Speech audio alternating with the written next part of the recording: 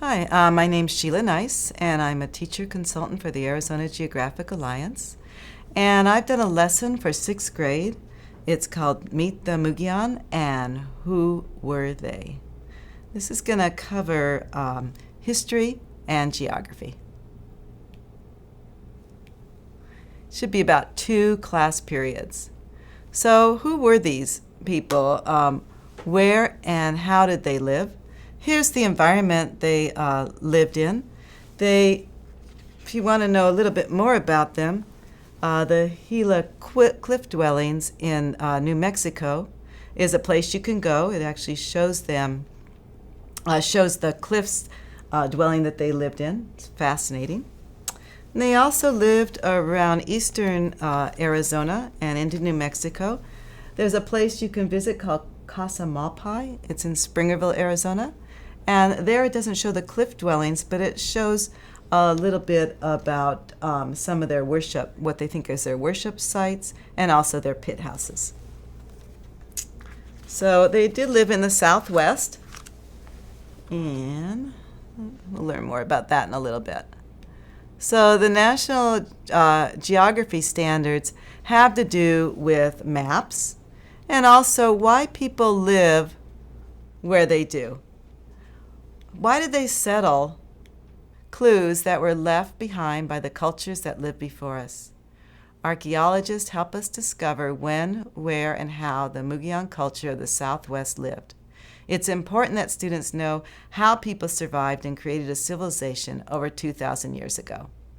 Understanding this culture will give students a chance to think about their own. And those are corn cobs there. Those are actually at the Gila cliff dwellings. The Gila cliff dwellings. We went there and photographed the corn cobs on the floor that were left there. This group lived from about 200 BC to about 1300 AD. In this lesson, students will gain a better understanding of the Mogollon culture and how geographic features and conditions influence settlement in various locations. Here's a great picture of the cliff dwellings. And in the lesson, you'll learn that they also lived in pit houses, and they got the ideas from the cliff dwellings from the Anasazi, or the ancestral Puebloans. You're going to need some materials for this, and it's all included with the lesson. We have a landform regions map of Arizona. We also have a prehistoric culture map of the Southwest. It includes New Mexico. There's a student handout called Meet the Mogollons.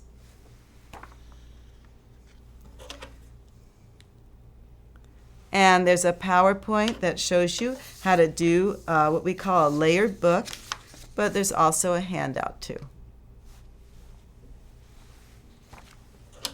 And that's what the students are going to be doing. There's layered book instructions. You'll need 3 pieces of blank paper for each student, 8.5 by 11. Colored pencils or crayons, do a bit of drawing, and a stapler.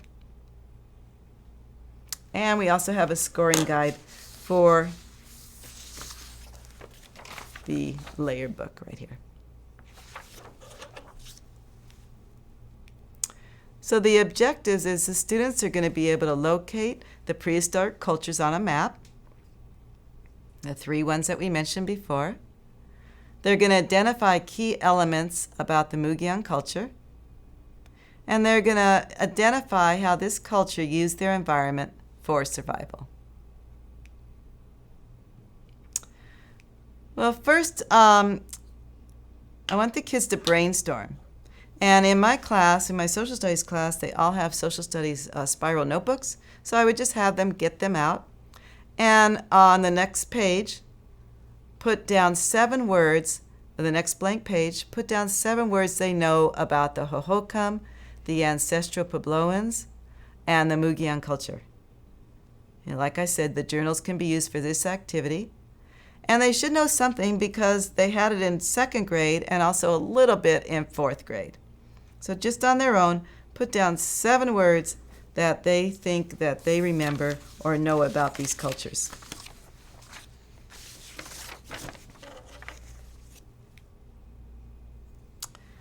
And then group students into pairs to combine their lists. And on the next page in their social studies notebook or in a piece of paper you give them, have them create 3 sections on a piece of notebook paper and title the top of each section with people, places, and events. This is just a brainstorm activity. They don't have to be nice and neat. This is not a graded activity. We're going to come back to it later. So as they place their words under people, places, and events, they're just going to leave them in their notebooks, and we'll come back to that later at the end of the lesson.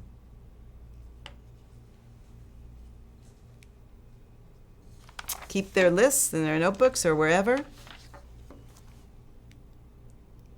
And we'll keep on with day 1. You're going to distribute or show the students the land regions of Arizona. And we're going to point out the desert regions here, the mountain area, and then the plateau. So we want to recognize that Arizona has 3 main land regions. The next map that the students are going to need to look at is this one here, Prehistoric Cultures of the Southwest, and explain that these cultures lived during the same time period, like I said, about 200 BC to 1300 AD, and they adapted to their different environments. They also traded and borrowed ideas from one another. For instance, the Mogollon got the idea of the cliff houses, they think, from the ancestral Puebloans or the Anasazi. And we want to look to see, they're going to need this map later on, so we want to look and see where these groups lived. The Hohokam in the desert, the Mogollon in the mountain region, and the Anasazi or the ancestral Puebloans in the plateau region. The Pueblo are also here, but we're not going to deal with that section here in this lesson. And here's another example of that here. So what we're going to do is have the students read a handout called Meet the Mogollons, and it's about the Mogollon culture. It has to do about the location, about the agriculture, about the trade, and about the art of their culture. And it's a piece of writing here. I'm just going to read you the first couple sections, the first 3 paragraphs of it.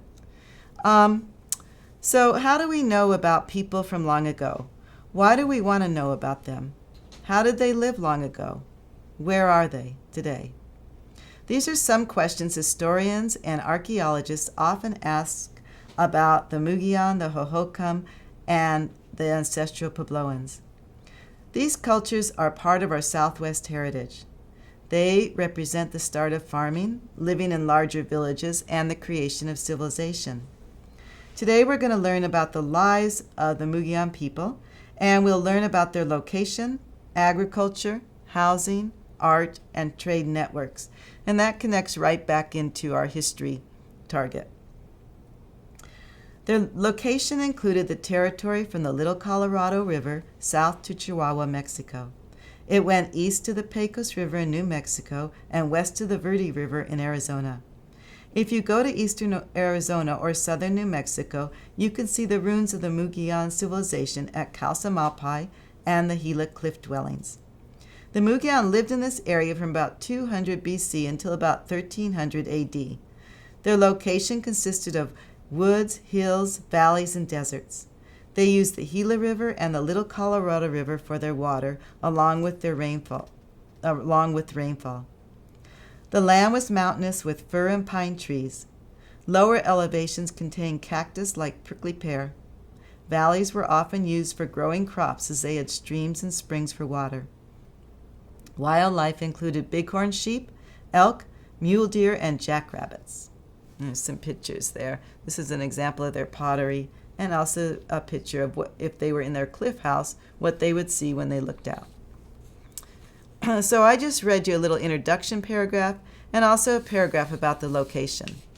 I'm going to read you a little bit about their agriculture. Flip back to this one here. In order to feed their families, the Mogollon grew corn, squash, beans, and amaranth. That's a grain like wheat. And they grew cotton for clothing. They gathered pinyon seeds, walnuts, acorn, prickly pear, wild tomato, and sunflower seeds. These grew naturally in their environment. They hunted turkey, deer, and bison, and they sometimes ate dog when food was scarce. Of course, the kids always liked that fact. Corn, or maybe not like it, but corn was the main food they grew and ate. And here are some corn cobs found on the floor of the Sheila cliff dwellings in New Mexico. It goes on to talk about the housing. They lived in pit houses and then later on in cliff dwellings. And also the art. There's some pictographs here, some examples of pottery, and also information of what they traded.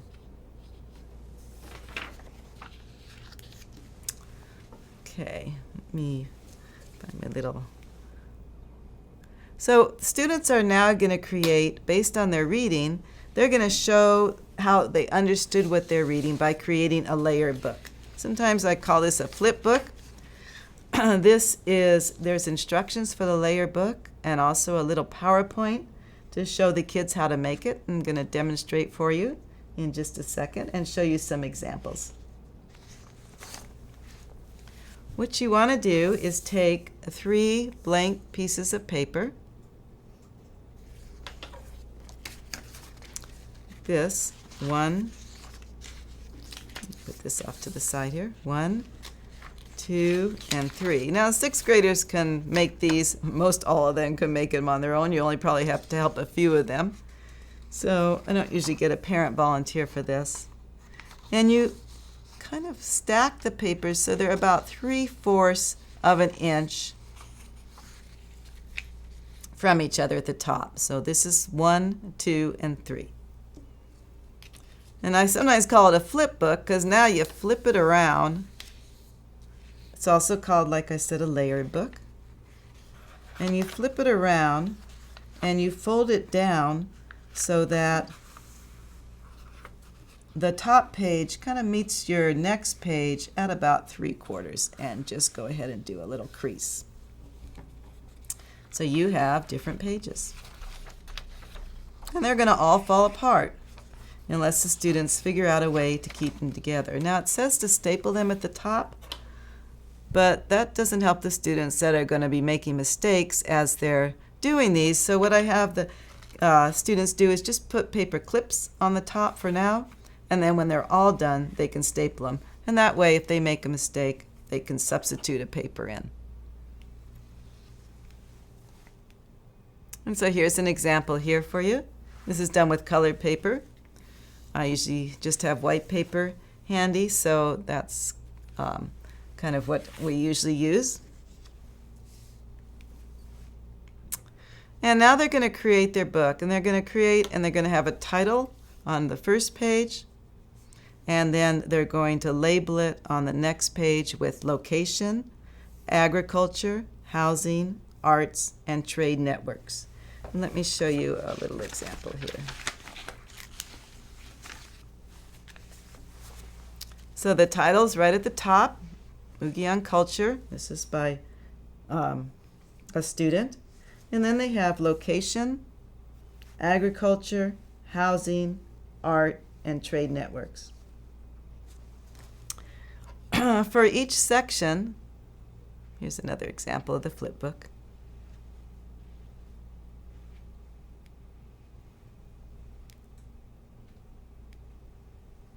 For each section, use 1/2 of the paper for the picture, a picture they're going to be doing, and the other half for the information. Most kids like to put the picture where it says the topic, and then on the inside they write the information. And you're going to have instructions that say exactly what to do for location. I'll read you those, and then I'll show you an example. For location, describe the land on which the Mogollon lived. Be sure to include vegetation and wildlife. Draw a map showing where the Mogollon, Hohokam, and ancestral Puebloans lived, using prehistoric cultures of the Southwest map as a resource. And that was one of the maps that I showed you earlier that showed where the groups lived. Look like this. So you want to kind of keep this handy or have this posted at the front of the room. And then it goes on to explain for each tab what you need. For agriculture and food, identify 3 types of food they grew and 3 types they hunted or gathered, and illustrate a food that they ate. And I won't read you the rest, but it goes on to tell you what to do for housing, arts, and trade networks. Let me show you an example and read to you from this one. This is Mogollon culture. Here's a picture of the location of where each group is located: Hohokam, Mogollon, Anasazi, and the Pueblo. And then he's written, the Mogollon lived by the Gila and Little Colorado River. The location consisted of woods, hills, valleys, and deserts. Bighorn sheep, mule, deer, and jackrabbits were some of the wildlife. So he's got enough in there to get full credit. For agriculture, I also read you about that, so we'll look at this one. It's got corn and a turkey. And the Mogollon grew beans, corn, and squash to feed their family. The Mogollon hunted turkey, deer, and bison, but mostly ate foods they grew. Then it goes on to do housing. I love this one because I love the way he shows the cliff dwellings inside the mountains here. Some of the kids do the pit houses, and that's fine too, that they'll read about. And he writes about the housing. He talks about the art. He shows a picture of the pottery.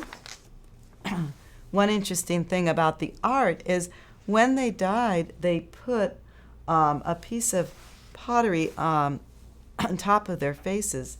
What they did was a hole was drilled into the middle of a pottery bowl, and this was called the kill hole, which is where their spirit, they think that's where their spirit came out. And so as they're buried with a piece of pottery over their faces. And then this talks about trade networks. And they've gotten shells and ideas to live from other places. They traded turquoise for copper, shells, and macaw feathers down in Mexico.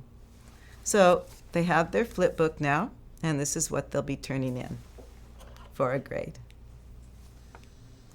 For day 3, it might take them about into day 3 to finish their layered books, or sometimes I call them flip books, but layered books.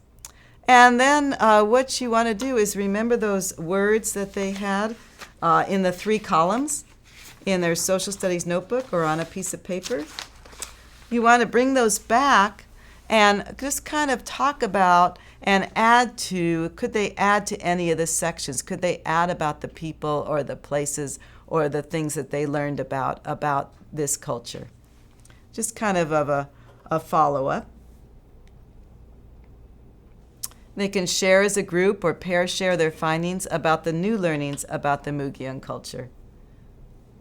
And that was just going back to the first thing you did about the brainstorming. For assessment, I have an assessment sheet for you. A very easy way to grade this. Let me just find it for a second here. And that is a scoring guide for the layered book. It includes each detail for location, agriculture, housing, trade networks, and art. So each of these sections you have instructions on how to grade.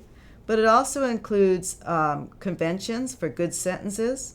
All sentences are complete. The spelling's correct, and capitalization and punctuation are correct. And also effort. It's neatly done. The drawings are colorful, and it shows a considerable amount of effort. So you have your scoring guide for your layered book, and that's the assessment for this piece of work.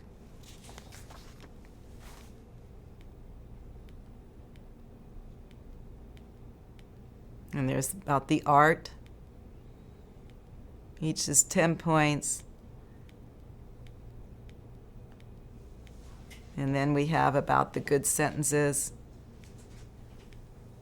and the effort. The total score is 70 points. So for extensions, there's some really interesting extensions you can do. You can research the Membres pottery. They can design a bowl in the Membres tradition, reflecting one of the areas that they studied: location, agriculture, housing, art, or trade network. This book's quite old, When Clay Sings by Bird Baylor, but in it she's got some great examples of some pottery pieces from the Membres. You can also have students research pictographs of the Mogollon culture.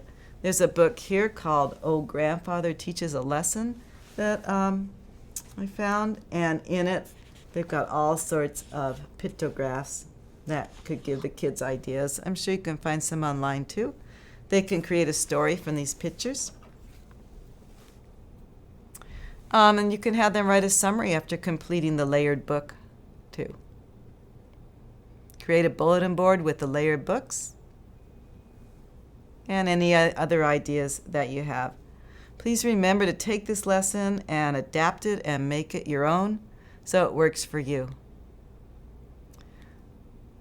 So in this lesson, students will gain a better understanding of the Mogollon culture and how geographic features and conditions influence settlement in various locations. And this is a culture most people don't know about, so hopefully they'll have a better understanding of how some of our ancient civilizations lived in the Southwest. And thank you very much.